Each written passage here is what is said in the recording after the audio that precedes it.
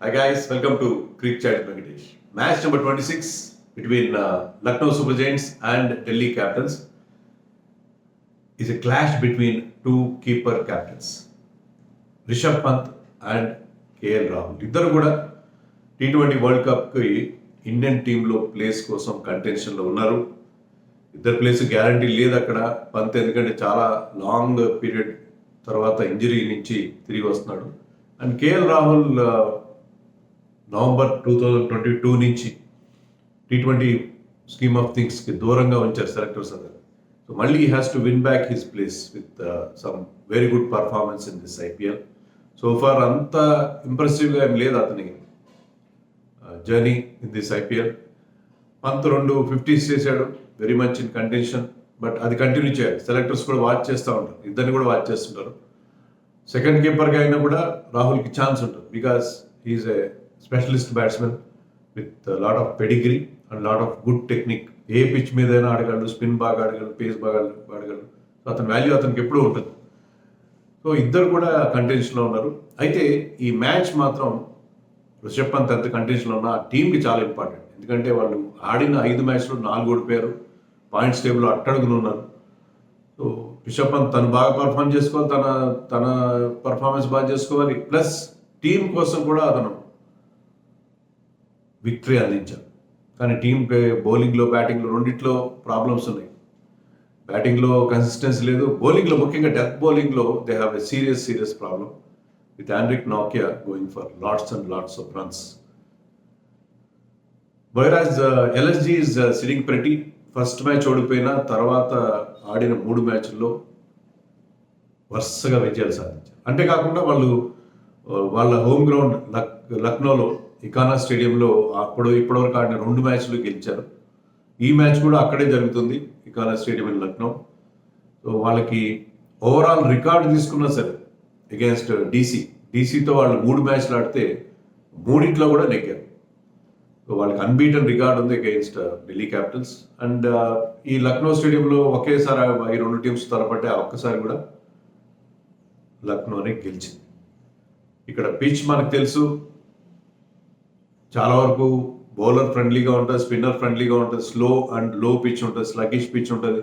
కానీ first match of this year అప్పుడు Lucknow first batting చేసి 199 చేశారు.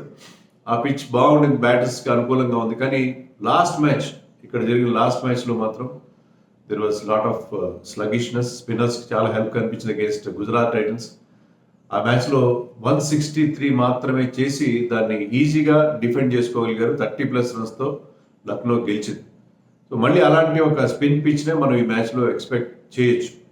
ఇక్కడ యావరేజ్ ఫస్ట్ ఇన్నింగ్స్ స్కోర్ కూడా 155 మాత్రమే ఉంది. 100 కంటే తక్కువ యావరేజ్ ఫస్ట్ ఇన్నింగ్స్ స్కోర్ ఉన్న గ్రౌండ్స్లో ఇది ఒకటి. సో మళ్ళీ స్పిన్ పిచ్ ఉండే అవకాశం ఉంది. గ్రౌండ్ సైజ్ కూడా పెద్దది, boundaries are bigger. So spinners are going to call the shots. ఖచ్చితంగా స్పిన్నర్స్ మరి టాస్ గెలిచితే ఏం చేస్తారు? లాస్ట్ టైం ఇక్కడ టాస్ గెలిచి ఎల్ఎస్జీ ముందుగా బ్యాటింగ్ తీసుకున్నారు, 163 చేసి కూడా దాన్ని డిఫెండ్ చేసుకున్నారు. వాళ్ళకు ఒక అద్భుతమైన రికార్డు ఉంది, ఏ టీంకి లేని రికార్డ్. కోర్స్ వాళ్ళ ప్రస్థానం చాలా తక్కువ, ఇది only the 3rd season. But 160+ runs ఫస్ట్లో బ్యాటింగ్ చేస్తే దాన్ని ప్రతిసారి డిఫెండ్ చేసుకున్న వాళ్ళకి ఒక అద్భుతమైన రికార్డు. వాళ్ళ ట్విట్టర్ అకౌంట్లోనే ఒక వీడియో కూడా పెట్టారు, ఇన్స్టాగ్రామ్లో కూడా పెట్టుంటారు. అదేంటంటే ఒక ప్లేయర్ వచ్చి కేఎల్ రాహుల్తో అంటుంటాడు, ఏంటి నువ్వు మా డిఫెన్స్ మినిస్టర్ అని. అంటే ఏంటి, నేను ఎక్కువ నా స్ట్రైక్ రేట్ సరిగ్గా లేదని అంటున్నావు అంటే, లేదు నువ్వు 160+ చేసినప్పుడు డిఫెండ్ చేసుకుంటూ గలుగుతావు మీరు టీమ్ ఎస్ఎస్ అని వాళ్ళ మీద వాళ్ళని జోక్ వేసుకున్నారు. సో మన డిఫెన్స్ మినిస్టర్ రాహుల్ ప్రత్యేకత ఏంటంటే 160 కనుక బోర్డు మీద పెడితే దాన్ని ప్రతిసారి వితౌట్ ఫెయిల్ డిఫెండ్ చేసుకున్న ఘనత ఈ టీంకి ఉన్నది. సో వాళ్ళు మొదట బ్యాటింగ్ చేసిన లక్నో గారు టాస్ గెలిస్తే మొదట బ్యాటింగ్ చేసినా మనం ఆశ్చర్యపోవాల్సిన అవసరం. But in general people are preferring to chase in T20s. Dew factor కూడా ఇక్కడ ఉందో లేదో తెలీదు, ఉండే అవకాశం ఉంటుంది. కాబట్టి లైక్లీ బ్యాటింగ్ సెకండ్ చేయడమే ఏ టీంకైనా అడ్వాంటేజ్ ఉండే అవకాశం. 2 టీమ్స్కి కూడా ఇంజరీ ఇష్యూస్ ఉన్నాయి. మీరు లక్నో చూసుకోండి, మయాంక్ యాదవ్ మరొక 2 మ్యాచ్ల వరకు మనకి దర్శనం ఇచ్చే అవకాశం ఉంది. ప్రికాషనరీగా అతన్ని కూర్చోబెట్టినట్టు టీమ్ న్యూస్. సో అతనికి చిన్న సైడ్ స్ట్రెయిన్ ఉంది. సైడ్ స్ట్రెయిన్ అది ఏదో something abdominal strain something they are saying. But ఒక 2 వారాల పాటు సీరియస్ ఇంజరీ కాదు. మయాంక్ యాదవ్ సెన్సేషనల్గా స్టార్ట్ చేశాడు. కానీ 3వ మ్యాచ్లో ఒక్క ఓవర్ వేసిన తర్వాత అతను వెనక్కి వెళ్ళిపోవడం మనం చూసాం. సో మయాంక్ యాదవ్ ఉండకపోవచ్చు. మొహసిన్ ఖాన్ విషయంలో ఫుల్ క్లారిటీ లేదు. ఆడితే ఆడొచ్చు, ఆడకపోతే ఆడకపోవచ్చు. సో మొహసిన్ ఖాన్ విషయంలో ఇంకా క్వశ్చన్ మార్క్ ఉంది. అతను కూడా ఇంజరీ నుంచి ఇంకా పూర్తిగా కోలుకున్నట్లేదు. కోలుకుంటే ప్రాబ్లం ఉండదు. అతను టీంలోకి straight away walk into the team.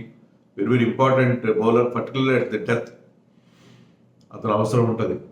లేని పక్షంలో వాళ్ళకి ఛాయిసెస్ ఉన్నాయి ఇంకా. ఎందుకంటే అర్షద్ ఖాన్ ఉన్నాడు, గతంలో ముంబై కూడా ఆడినవాడు. అలాగే యుధ్వీర్ సింగ్ చరక్ కూడా టీంలో ఇంకా బ్యాట్ ఆల్సో.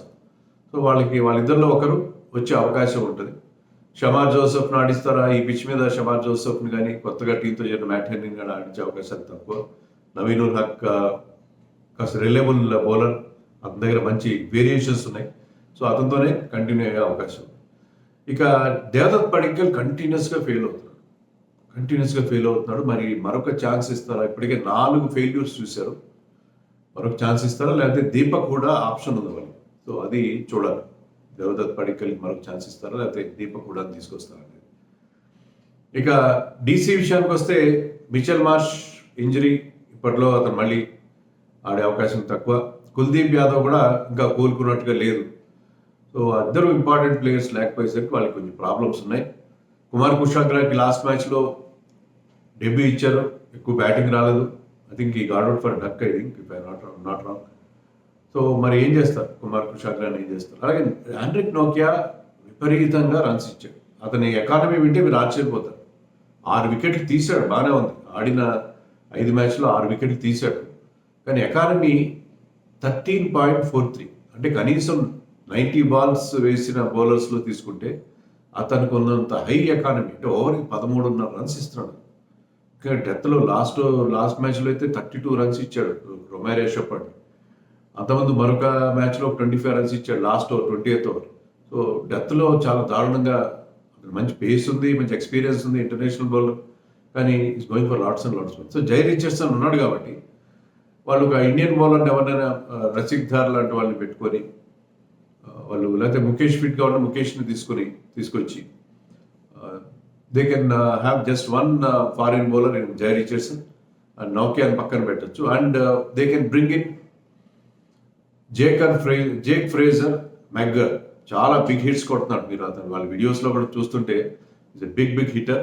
అతన్ని తీసుకొచ్చే అవకాశం ఉంది. ఒకవేళ ఫస్ట్ బ్యాటింగ్ చేస్తే వాళ్ళు ముగ్గురు స్టార్టింగ్ లైనప్లో 3 ఫారిన్ ప్లేయర్స్తో వెళ్ళి ఫ్రేజర్ చేత బ్యాటింగ్ చేయించుకుని అతను సబ్స్టిట్యూట్ చేసి అతని ప్లేస్లో మళ్ళీ నోకియాని తీసుకొచ్చే అవకాశం కూడా ఉంటుంది. Like what Rajasthan Royals has been doing.